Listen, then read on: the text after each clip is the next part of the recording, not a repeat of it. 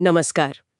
आज हम होम्योपैथी की दुनिया में थोड़ा गहराई से जा रहे हैं, खास तौर पे डॉक्टर H.A. रॉबर्ट्स की किताब the principles and art of cure by homeopathy के दूसरे अध्याय पर।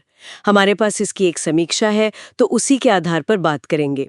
हमारा इरादा सिर्फ वो जो मशहूर सिद्धांत है, समानता का सिद्धांत, सिमिलिया सिमिलिबिस क्यूरेंटर, उससे आगे बढ़ना है।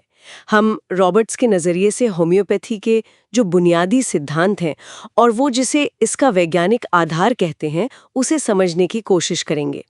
रॉबर्ट्स कुछ बुनियादी सवाल उठाते हैं, जैसे चिकित्सा से असल में क्या ठीक हो सकता है और दवाओं में रोग ठीक करने वाली शक्ति आखिर है क्या। तो चलिए इसे थोड़ा खोलते हैं। तो सबसे पहली बात जिस पर रॉबर्ट जोर देते हैं वो है स्वस्थ लोगों पर दवाओं का परीक्षण। ये क्यों इतना जरूरी माना उन्होंने? देखिए, इसका महत्व इसलिए है क्योंकि रॉबर्ट्स कहते हैं कि सिर्फ इसी तरीके से, मतलब भरोसेमंद तरीके से, ये पता चल सकता है कि कोई दवा एक स्वस्थ शरीर में क्या-क्या लक्षण पैदा कर सकती है, और फिर यही ज्ञान जो है वो बीमार व्यक्ति के लक्षणों से दवा का मिलान करने का आधार बनता है। ये कोई सिर्फ अंदाजा नहीं है, बल्कि स्वस्थ लोगों पर दवाओं के असर का बहुत सावधानी से किया गया और काफी लंबा अवलोकन है। अच्छा, तो ये एक तरह से एम्पेरिकल डेटा कलेक्शन हुआ। यहीं पर बात और दिलचस्प हो जाती है। रॉबर्ट्स कहते हैं कि होम्योपैथी सिर्फ लक्षणों की बाहरी समानता पर नहीं टिकी है, बल्कि ये प्राकृतिक नियमों पर आधारित एक व्यवस्थित चिकित्सा पद्धति है जिसके सिद्धांत बदलते नहीं, स्थिर हैं। ये बात थोड़ी अलग लगती है क्योंकि विज्ञान में तो सिद्धांत विकसित होते रहते हैं। उनका क्या तर्क था इसके पीछे? हाँ, उनका तर्क इंडक्टिव रीजनिंग पर आधारित है। मतलब कि वो विशिष्ट अवलोकनों से, जैसे स्वस्थ लोगों पर दवा का क्या असर हुआ, उनसे सामान्य सिद्धांतों तक पहुंचते हैं, यानी होम्योपैथिक उपचार के नियम बनाते हैं। उनका मानना था कि हैनेमन ने बीमारी और दवा के काम करने के तरीके को देखने का एक व्यवस्थित नजरिया दिया, एक नया तरीका। एक नया नजरिया। और ये इस विचार से भी जुड़ता है कि होम्योपैथी किसी एक बीमारी का इलाज नहीं करती, बल्कि पूरे मरीज का इलाज करती है। बिल्कुल, पूरे व्यक्ति का। इसमें व्यक्ति के मानसिक, भावनात्मक और शारीरिक सभी लक्षण शामिल होते हैं। तो इसका मतलब ये हुआ कि बीमारी का जो लेबल है, जैसे मान लीजिए आर्थराइटिस या एक्जिमा, वो उतना ज़रूरी नहीं जितना ये कि वो व्यक्ति उन लक्षणों को कैसे महसूस कर रहा है।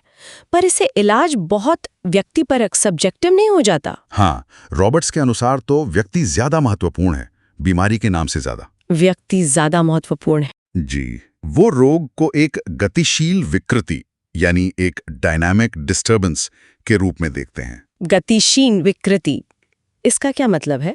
गतिशील से उनका मतलब है शरीर के कामकाज में एक ऐसा असंतुलन जो शायद अभी किसी बड़े शारीरिक बदलाव, जैसे कोई ट्यूमर या अल्सर, के रूप में सामने ना आया हो, लेकिन वो व्यक्ति की ऊर्जा में, उसकी मानसिक स्थिति में, या वो कैसा महसूस कर रहा है, उसमें लक्षणों के रूप में मौजूद है। अच्छा। अक्सर ये जो शुरुआती व्यक्तिपरक लक्षण होते हैं, इन्हें पारंपरिक जांचों में शायद उतना महत्व नहीं दिया जाता, पर रॉबर्ट्स के लिए यही व्यक्ति की जो अनूठी स्थिति है, उसकी कुंजी है। उनका कहना है कि बीमारी तो असल में अदृश्य है, हम तो केवल उसके प्रभाव यानी लक्षण ही देख पाते हैं। इसलिए इन सभी लक्षणों का जो कुल योग है, जिसे टोटलिटी ऑफ सिम्टम्स या लक्षणों की समग्रता कहते हैं, वही बीमारी की सच्ची तस्वीर है और वही सही दवा चुनने में मदद करता है। ये समझना वाकई जरूरी है कि रॉबर्ट्स होम्योपैथी के काम करने का दायरा मुख्य रूप से इसी गतिशील या क्रियात्मक क्षेत्र में देखते हैं। मतलब वहां नहीं जहां बीमारी पूरी तरह से कोई फिजिकल रूप ले चुकी हो, जैसे पथरी बन गई या ट्यूमर हो गया। इसका व्यवहारिक मतलब क्या हुआ फिर? हाँ, देखिए, इसका मतलब है कि जोर बीमारी की प्रक्रिया के शुरुआती जो कार्यात्मक संकेत हैं, उन पर है।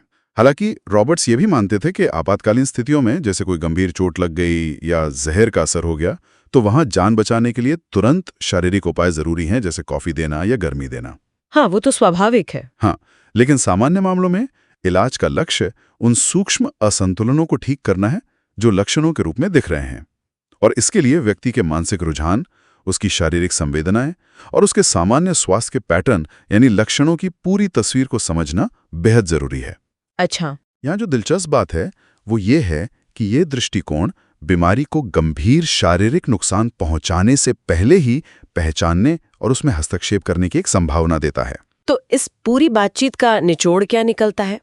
अगर हम रॉबर्ट्स के नजरिए से देखें तो होम्योपैथी सिर्फ लक्षणों के आधार पर दवा देना नहीं है, बल्कि ये एक गहरी सुसंगत प्रणाली है जो व्यक्ति की समग्रता पर, उसके स्वास्थ्य की गतिशील प्रकृति पर और प्राकृतिक नियमों की समझ पर केंद्रित है। बिल्कुल सही कहा आपने। ये नजरिया हमें लक्षणों के पीछे छिपे क्यों को समझने पर जोर देता है। ये सिर्फ बीमारी के नाम या उसकी जो अंतिम पैथोलॉजी है उसे देखने के बजाय उस अंदरूनी गतिशील असंतुलन को ठीक करने की कोशिश करता है जिसने लक्षणों को जन्म दिया है। और जाते जाते एक सवाल सोचने के लिए छोड़ जाते हैं।